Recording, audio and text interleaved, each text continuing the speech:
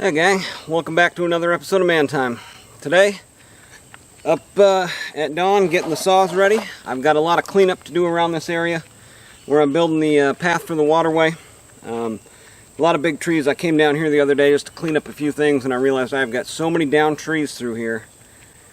It's going to be better to go ahead and get all these trees cleaned up before I try to bring the bulldozer back down here and before I try to bring the backhoe back down here. But I also found that that hogs have been kind of moving in. All these crater type things over here are where hogs have come up out of this creek bed. Of course, in Texas, pretty much statewide, there's a hog problem. And, you know, there's an open season and all that for them. I've just never been able to find them. I'd shoot them, but, can I not say that?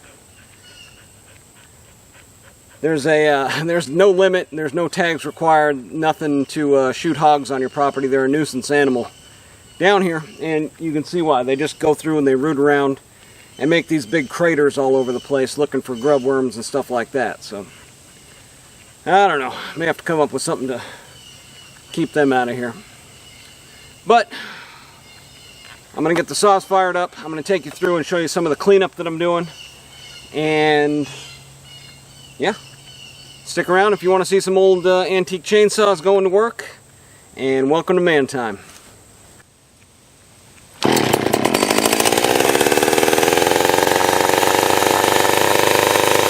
Well, I just noticed first issue of the day here.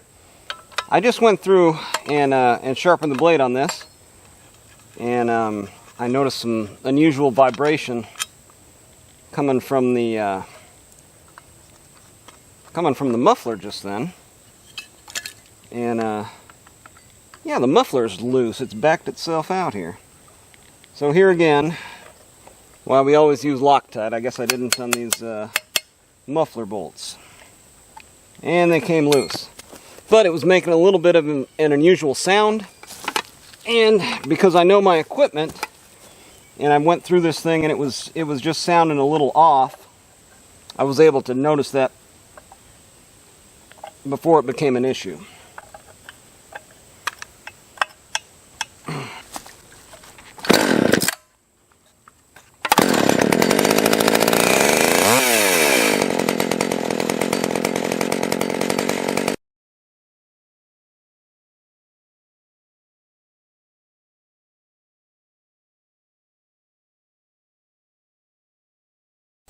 One thing I did notice with the Stihl 031 AV, the grommets that I used to fix the annular buffers, they didn't hold up, so I had to order a set of those.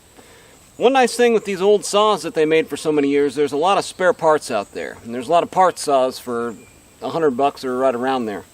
So, you know, if you're a good mechanic and can diagnose and fix these, maybe by watching my videos, you can get a really good saw for under $100 and parts are readily available still. So, one other thing with the bar, I noticed the bar, of course I bought the bar used, and it has channels that run down it. They're supposed to be exactly aligned. Well, on this bar, they were off, about like that. So I had to grind and bring them back into parallel and flush with each other. That was causing my chain to bind up, especially in bigger trees. I didn't really notice it until actually I went back and watched some of my videos trying to cut down this big pine tree.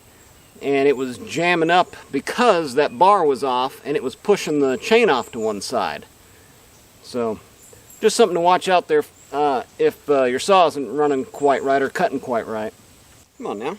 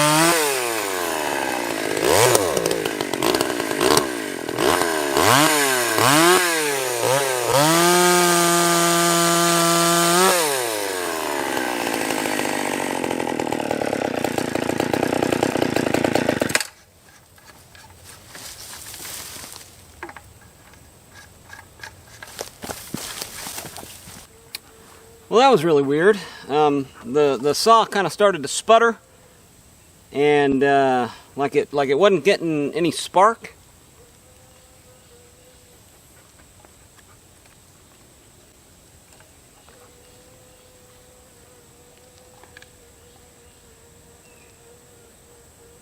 Interesting. I don't know. So we'll start her up here, see if we can get her to idle.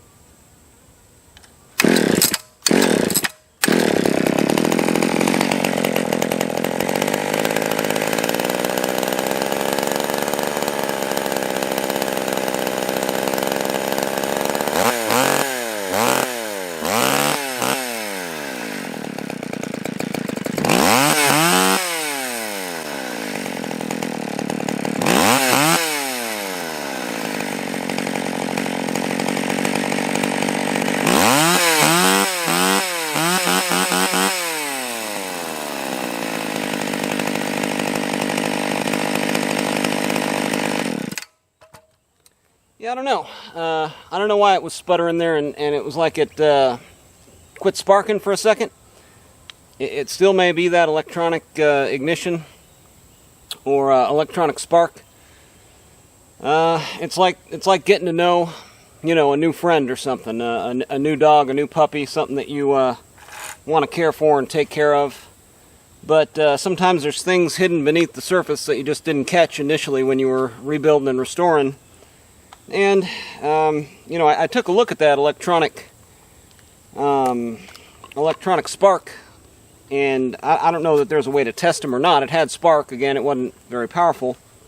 So, yeah, I'm just going to have to keep an eye on it here and see what may or may not be the problem.